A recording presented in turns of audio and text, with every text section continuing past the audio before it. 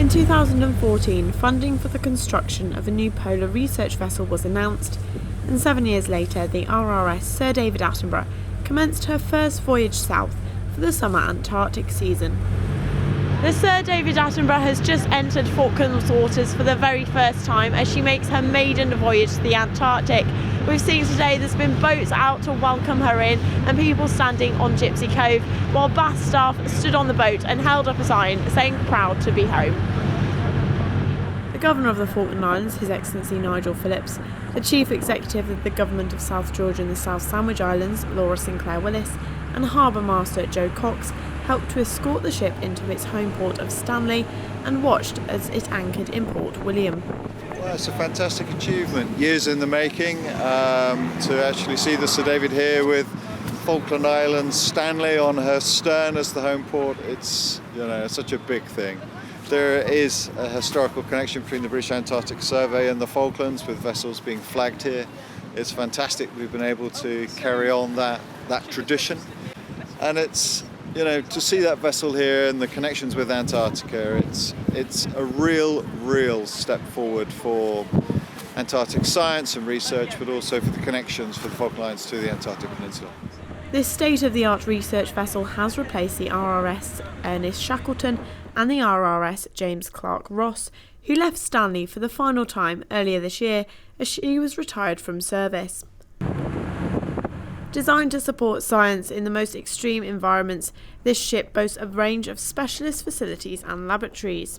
It's a really big step forward for science capability in the polar regions. She's bigger, so we can take more scientists to sea for a longer period of time. We've got greater endurance. We've got a moon pool in the middle of the ship, so we can deploy scientific equipment right through the middle of the ship when there's ice all the way around the ship. And there's a whole range of other new, really exciting science equipment on board. However, it hasn't always been plain sailing for the Sir David Attenborough. In 2016, a public poll to decide the name for the ship caused controversy, as the public voted in their thousands to name the ship Boaty McBoatface. The executive decision was made to honour the famous broadcaster and naturalist Sir David Attenborough instead.